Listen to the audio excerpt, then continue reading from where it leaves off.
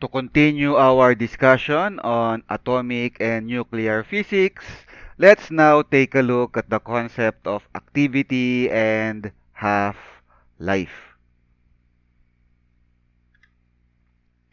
Suppose you have a certain number of a particular radioactive nuclide.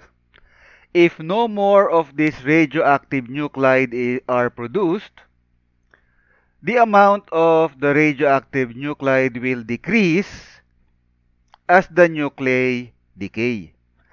The rate varies over an extremely wide range for different nuclides. So there different nuclides basically, different nuclides will decay at different rates. The rate at which the amount of a particular radioactive nuclei will decay is given by the following equations, or is described by the following equations. You have n is equal to n naught e to the negative lambda t, and you have negative dn over dt is equal to lambda n. N is the number of remaining nuclei after time t has passed, while n naught is the initial number of nuclei. So, initially you have n naught number of nuclei. Time t passes. After time t, you have n number of nuclei. So, t is the time it takes for the nuclei to to decrease from initial n naught to final n. dn over dt, negative dn over dt is referred to as the decay rate or activity of the specimen, and unit is 1 curie.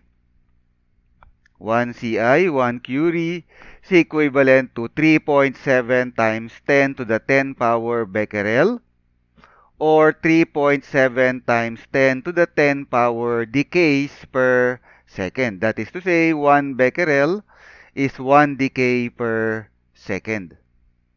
And lambda is the decay constant, and it will depend on the nuclide.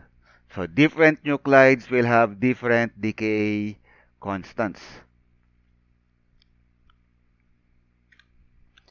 The half-life, T1 half, is the time required for the number of radioactive nuclei to decrease to 1/2 the original number n naught.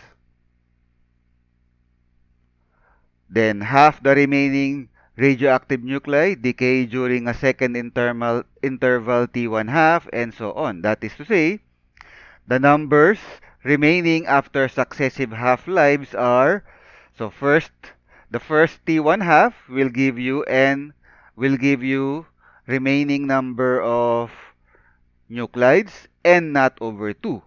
And then after a second T1 half, you have n naught over 4. So let's say T1 half is 1 hour.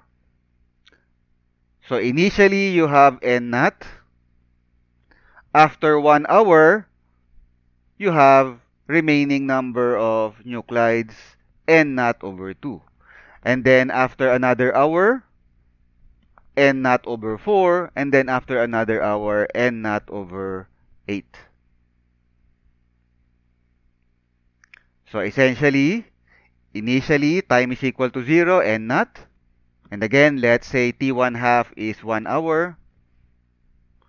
So T is equal to 0, n naught. T is equal to 1 hour, n naught over 2.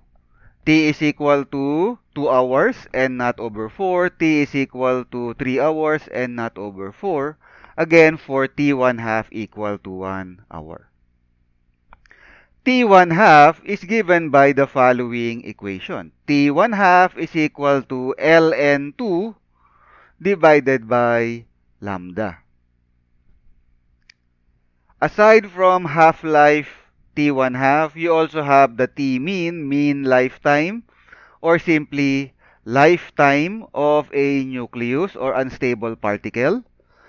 The lifetime of an unstable particle is given by T mean is equal to 1 over lambda, or T1 half divided by ln2.